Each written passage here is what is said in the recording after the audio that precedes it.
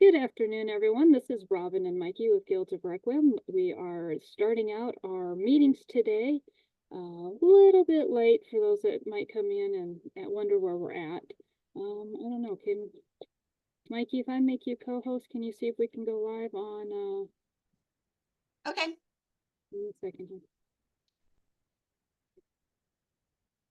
See if you can go live on Agrarian page or Homesteaders and Preppers page.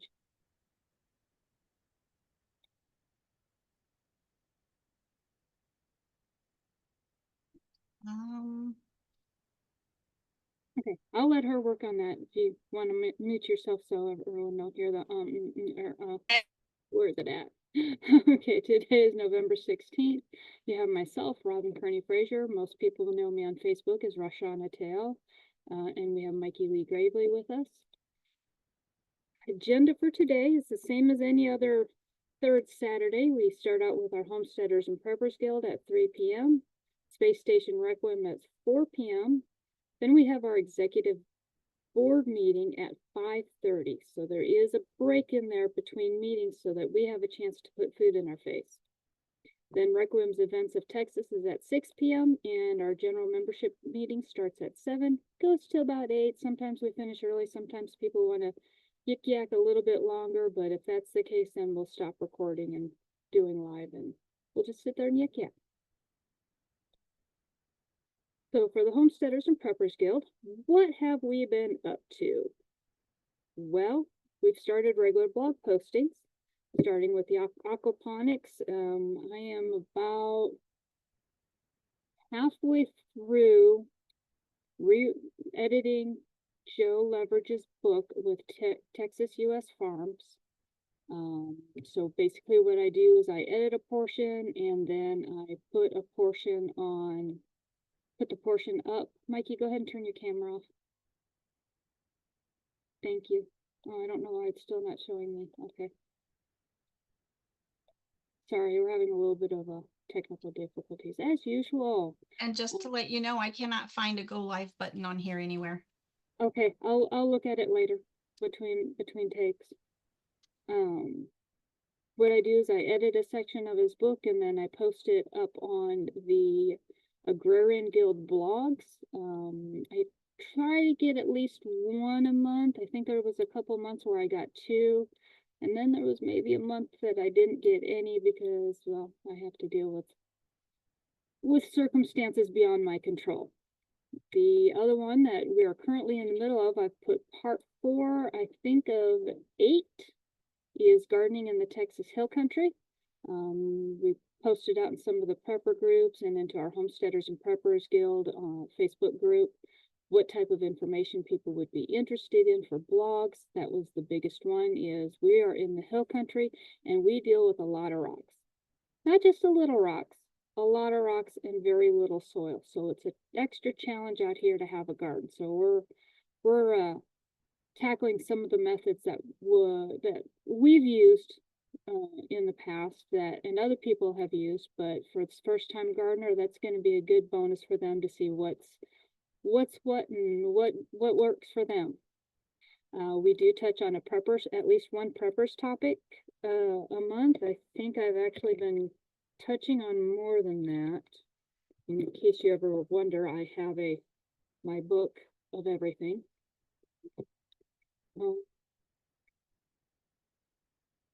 Actually, yeah, I've been trying to get 1 to 2 prepper topics in.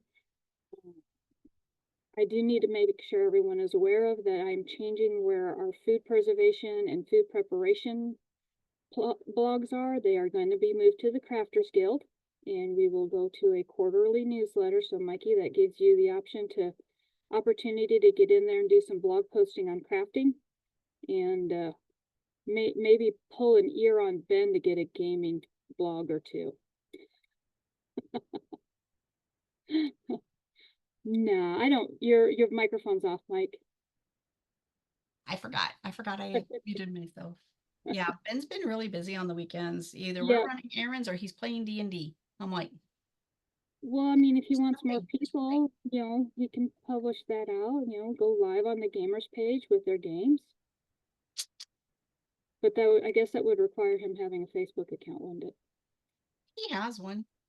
He just doesn't use it. I was gonna say, he must not use it. Otherwise, I'd be annoying him as much as I annoy Mikey and everyone else. I'll tell you, he uses it so he can watch like different little YouTube short things and stuff like that I That, send him. So that's what I do. okay. So our food preservation blogs are being moved to the Crafters Guild website.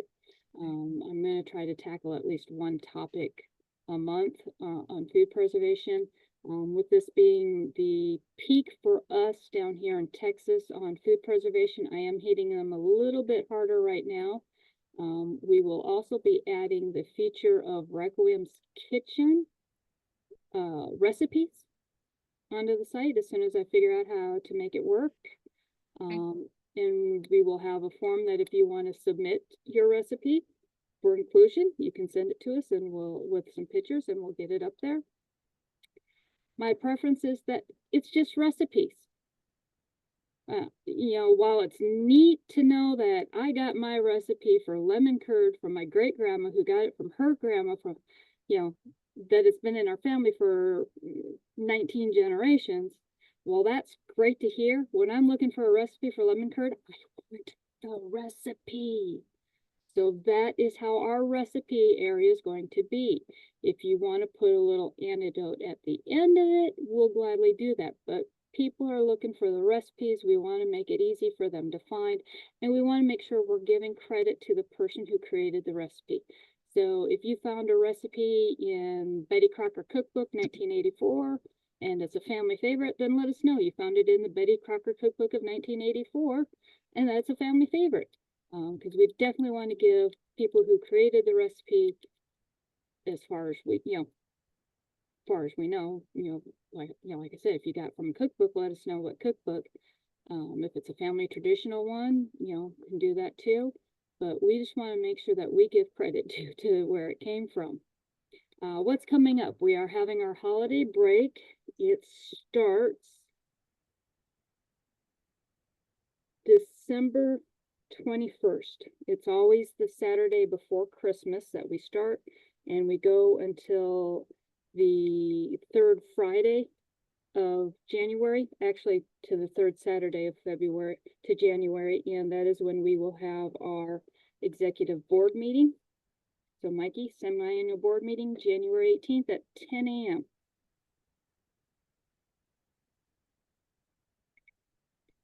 So we're going to talk about prepping for the holidays. And this is kind of a little 5 or 6 part thing that we're going to be doing here.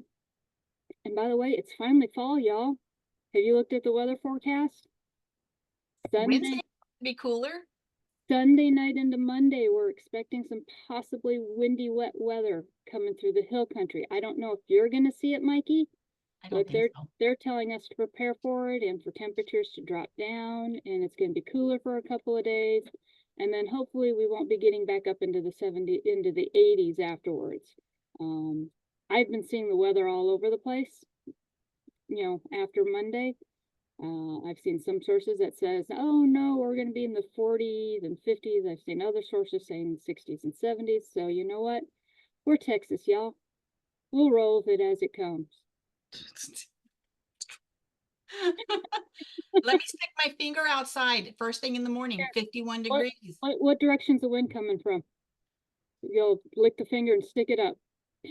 So we're going to talk about some prepping around the yard for holidays, electrical safety during the holidays, fire safety during the holidays, food safety, and weather-wise. This is being brought to you by our Guardians Guild. We felt it was appropriate for the homesteaders and preppers because, well, these are all things we care about when we are, doing things.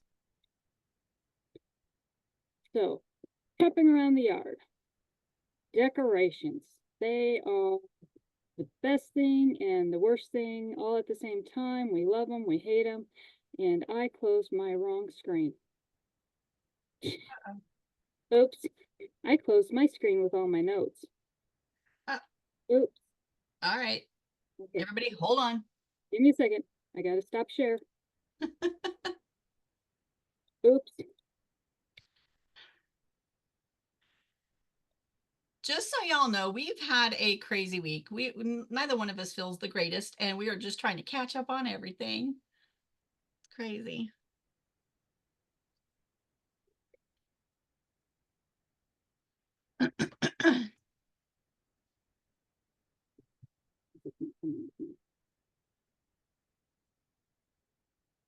Oh, excuse me.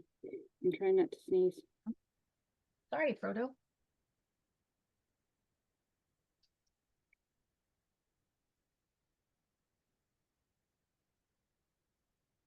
You okay? I swear one of these days we will be on target and not have to deal with these little hiccups and everything. Maybe. I don't know. I think that would be too much to ask for.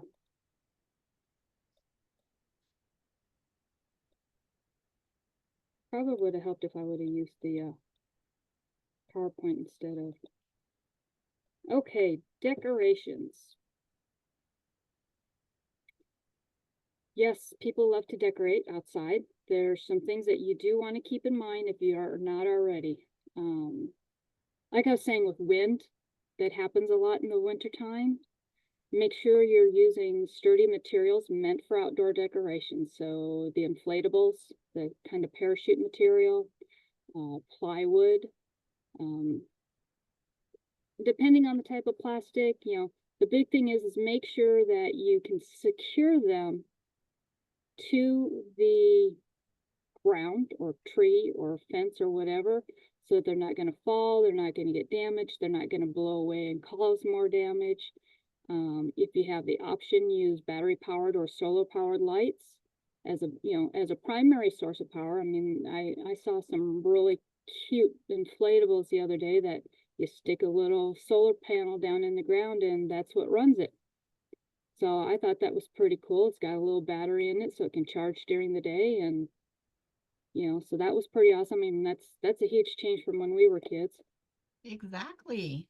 Yeah. I haven't seen those. Home Depot was advertising them, and so was Kohl's. I'm trying not to shop at Home Depot anymore. Yeah, I've got a question. Are you seeing my notes or are you seeing the orange screen? I see key points, decorations, use sturdy materials for outdoor decorations. Because this is what I want. So use sturdy materials for outdoor decorations, securely fasten decorations to prevent falls and damage. Choose LED lights for efficiency and to reduce the risk of fire. I have a set of LED lights that is 14 years old now. And I'm going to have to replace them this year because they burnt out last year. Wow. I finally started, and I'm telling you, we use our lights all year long. When we had the marketplace up front to begin with, we had those lights up there and on all year long, along our fence line, along our walkways. So they got a lot of hours out of them. LED lights and solar are definitely getting a lot better every year that they come out. Yeah, I definitely agree with that one. Holiday lighting, make sure you inspect your lights for frayed wires or damaged bulbs before use. One of the hazards of living in the countryside is we have mice. Mice like the insulation on wires and they will chew on them. They will also chew through plastic tubs to nest and then chew on the wires and all of your decorations in there. So inspect all of your decorations regularly, check your tubs regularly to make sure nobody's eating their way in there and is doing damage. Unplug the lights when not in use. I know having a timer is great, having a dusk to dawn timer is great, but they can be faulty. So I strongly recommend that you have a master switch that you can turn them on and off at. Kind of like the Griswolds, except for without all the plugs and everything in there. Oh yes, please no. Let's Yeah, not do that. just have one or two in there, so all you have to do is flip the switch and they all come on. Just one or two, maybe a 4 plug, but don't do any more than that. No plug, don't plug an extension cord into an extension cord into an extension cord, because we're gonna get to that in electrical safety. You can cause sparks, you can cause arcing, you can cause a fire, you can, burn out a fuse, burn out a, yeah. Even with surge protectors, it's still not a good idea. Avoid overloading extension cords. That's what I was just saying. Don't put an extension cord into an extension cord into an extension cord into an extension cord while adding more load to it. They're only rated for so much. And I kind of wish Matt had today off because he could go into a little bit more of the details of what electrical load is and how it affects the wires and everything else. Kindergarten version, the more power running through a cord, the hotter the cord gets, the greater the chance of it melting and catching on fire. Right. Cool. Watch the weather. We're going to talk about that too. Make sure your walkways are clear of ice and snow. This is important for Texas because we don't get snow that often. So we may not be prepared to have to dig out a shovel to clean snow off of walkways and ice off of our steps on our porches so we don't fall on our bums. Use caution when climbing ladders or roofs to hang decorations. Yeah, if we see somebody there doing this, we're going to think it's real and not some decoration hanging from the roof. I know I've had neighbors do that before and the police get called. When I worked in law enforcement, we got so many calls that looked like somebody was hanging from the roof and ends up being a decoration. So, those and the Halloween decorations that look like a buried body or a body wrapped in tarp with duct tape. Yeah. Mm-hmm. Mm-hmm. Yeah. We also had one that had Santa. That was a Santa hanging from the roof. Yeah. Turned out it was actually the grandfather and he was hanging from the roof. This is why we say don't use those type of decorations because people don't know if it's a real person or not. Exactly. Oh my gosh. Okay, indoor decorations. There's a ULC or UL certified tag that's going to be on all of your extension cords. And I thought I had one on the desk by me.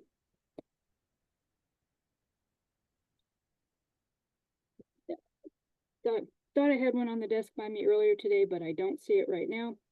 So I might blame a puppy on it. Yeah, because it's gone, completely gone. And my desk is semi-clean. Okay, no, it's not, but ULC ratings, extension cords and power strips, they are basically rated to handle a little bit higher load, to be able to handle the load that's written on them. They shouldn't be getting hot to the touch when they're being used. Avoid overloading outlets, Griswolds. We do not want to do that. I know it's very challenging. One of the things that the first year that Matt and I were together, I put decorations everywhere. We used to have a fence from the chicken coop running to the front of the drive. Really? I put lights all along that fence. And I plugged it into an extension cord to an extension cord, ran lights all the way around the front of the property, front of the house, up around the porch. And so he comes home, looks down at the outlet, and grumbles at me because I also went through the door frame, under the door, the corner of the door, to plug into the outlet in the house because I didn't have an outlet outside. Take the time to contact and contract with an electrician to have outlets on the outside of your home, especially up on your roof line. That soffit, they can put an outlet in there so you can just plug your lights there. It's on its own breaker, increases your safety, and it reduces overloading your outlets. Keep cords away from heat sources and water. So on that part, I think it brings it back up in the outdoor decorations. Yeah, if you have a real tree and you go to water it, make sure none of your sockets are where it's going to get wet. Holiday lighting, turn the lights off before going to bed or leaving the house. There's kind of two thoughts on that. If you turn the hot lights off before you leave the house, then people know you're not home because they see your decorations and they're not on. Yeah. So if you have everything plugged in safely and you're not overloading your outlets and you're using certified extension cords and power strips, and you're making sure that you don't have any frays on your lighting wire, you might be okay. You know, a lot of people say, yeah, I never had a problem, never had a problem. Okay, just disclaimer here, there's always that one chance you could have a problem. And nothing ruins the holidays like a house fire. I do agree with turning them off if we're going to bed. Kids like to get up and wander, animals get into things, cats like to knock over trees and chew on wires, Griswolds, and other fun things. Don't use damaged or recalled holiday lights. Double check to make sure. I know we all have those heirloom bubble lamps from the 40s and 50s and 60s that were really popular. Keep them wrapped up. There are newer bubble lights out there with LED lights that are safer. They are UL certified, and they're going to reduce the chances that they don't get hot. That's the biggest thing. That I have a set that I inherited from my mom, and she got it from her mom, who possibly got it from her mom, of bubble lights. There's only 6 of them on the string, but they get hot. We got a new set of bubble lights. They don't get hot. So don't use damaged, recalled, or very old holiday lights. A lot of the things that were popular when we were younger are coming back into style. History of fashion is repeating itself. I can guarantee you can probably find the same thing or something similar in an LED that is more energy efficient and is safer. Fire safety. One of the things that it does not have on here. Yes, actually it does. Fire extinguisher. You should have at least 2 fire extinguishers in your house. You should have one in your kitchen. You should have one in your garage. We actually have a 3rd in our living room. Make sure it's rated. I'm trying not to use a wrong finger here. Make sure it's rated for electrical. That's a bit, make sure it's rated for electrical. I think it's an ABC fire extinguisher that is available and very popular. Back to the top, it says never leave cooking unattended. Hey Mikey, what happens when Robin cooks? What happens when Mikey cooks? I have the attention span. Mikey can burn water, okay? I have the attention span of a gnat some days. Ditto. See, we are a perfect pair. Look at that. Yep, we're going to be so in trouble when we're at the old folks' home living with next to each other. They're not going to know what hit them. But yes, never leave your cooking unattended. Never leave your cooking unattended. Keep children and pets away from hot stoves and ovens. We have a rule, no dogs in the kitchen while we're cooking. Same way with little ones. They get to be about 7 or 8. You can start showing them how to, stove here, counter way over here. Show them how to kind of prepare food way over here. Try not to let them be with their face hanging over the stove or anything. You're going to teach your kids to cook. The holidays probably isn't the best time to do it. You're under stress. There's a lot of pressure to get the food ready before family shows up. There's family, there's hustle, there's bustle. That's not the time to teach the kids. Growing up, I was allowed in the kitchen, but I had a stool by the pantry, and my job was to go into the pantry to get things out of the pantry to hand to my aunts and my grandmas that were cooking. And that's where I was allowed to go. I could watch what they were doing from there, watch their little concert happening. And again, have a fire extinguisher. Candle safety, keep candles away from flammable materials. That's going to be your curtains, that's going to be your real Christmas tree. Just pop it, not too close to your walls. Make sure there's nothing hanging down over it, garlands. Extinguish the candles before leaving the room or going to sleep. There's no reason a candle should ever be left burning. If you're not going to be in that room, blow out the candle. You're going to bed, blow out the candle. Too many fires happen because candle was left unattended. We do like our battery operated alternatives. They, like I said, technology is getting better and better and better. So they are starting to look more like real candles. Sorry, I've got somebody listening.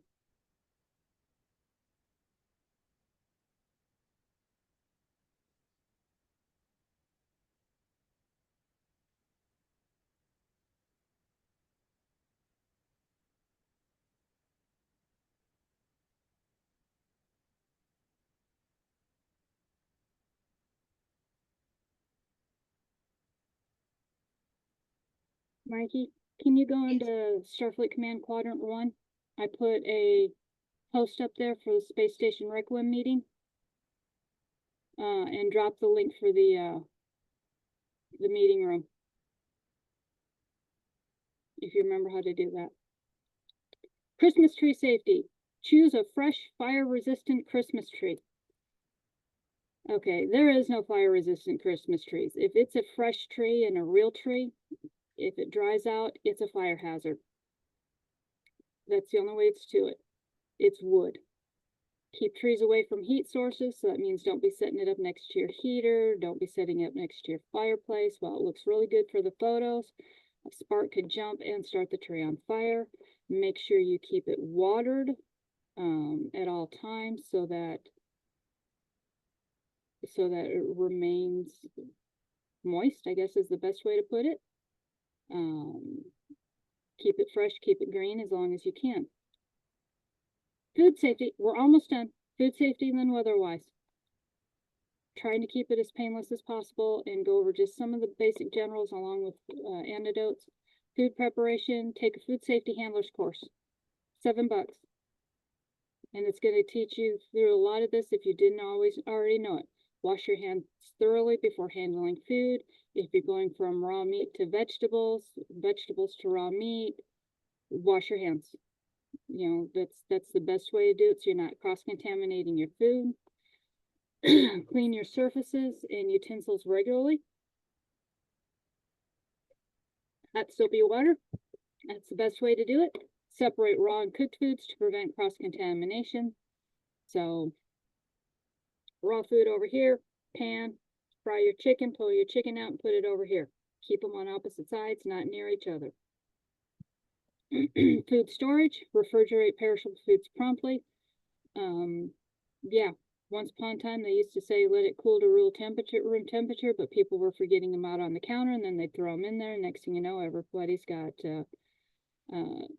not doing so well. Thaw food safely in the refrigerator or in the microwave. I personally do not like thawing in the microwave. I always find my meat tends to dry out. Thawing in the refrigerator is safer than thawing on the counter because it brings it to it brings it slowly and in a controlled environment. It changes the temperature. Food servings, keep hot foods hot and cold foods cold. Sorry, I'm trying not to lose my voice and start coughing again. And clean utensils to serve the food. Down to the last one, winter weather-wise. Watch for winter weather alerts. We started the conversation out with it's fall, y'all, and we got some rough weather coming. Pay attention to those alerts. Monitor weather forecasts and warnings. I mean, right now we're in watches, but you know, if I was getting ready to go see a brother-in-law up in Dallas, I'm going to want to keep an eye on that weather before I get into my vehicle Sunday evening to drive up there. So it doesn't take that long for a watch to go to a warning and you find yourself in the middle of trouble. Have a plan in place for severe weather. This includes your home, and I believe we went through that with winter prepping last month, September or October. Making sure that you can bug into your house. Don't leave your house in severe weather. You know, stay there. Winter driving, clear snow and ice from your vehicle. That's something most Texans. If you're in Texas and you've lived in Texas your entire life and there's snow and ice on the ground, stay home. We are not used to driving in snow and ice. People try to drive the regular speeds. They cause accidents. No bueno. Drive slowly. If you do have to go out, drive slowly and cautiously in winter conditions. Turn into the slide. So if your vehicle starts sliding this way, turn into the slide. Keep an emergency kit in your car. Should have road flares, cones, the thermal blankets, jumper cables, toolkit, first aid kit, you know, food and water. You know, you have the energy bars out there. They stay really good in our vehicles, even with Texas heat. You have to, I've been finding the average lifespan is 5 years versus the 50 that they give them because of our heat, but they stay good. They stay edible. They may not taste very good, but they stay good and they stay edible. For your home, make sure you've insulated your home to reduce energy costs and improve comfort. Texas, we have a lot of single pane windows out here. You may want to look at covering them in plastic to help reduce energy. Have a backup heating source, such as a fireplace or a space heater. My favorite is Mr. Buddy. They run on the little green propane canisters, or you can get an adapter for a larger canister, but it heats really well. If you were ever come up to our marketplace when we originally had it here in 2015, 16, 15, 16, 17, 18, and 19. Yeah, 5 years that we had it up front. Our canopies were heated with just one Mr. Buddy, not Bunny, Buddy. But that is everything that we have for today. Mikey, did I go through too fast? Do you have any questions? Anything that you can think to bring up? All right, and you said that one was called a Mr. Buddy, Mr. Buddy? Buddy, Buddy. We got ours off of Amazon. I've seen them in Home Depot. I've seen them in Lowe's. I haven't looked at Walmart because I usually just go in for food and leave.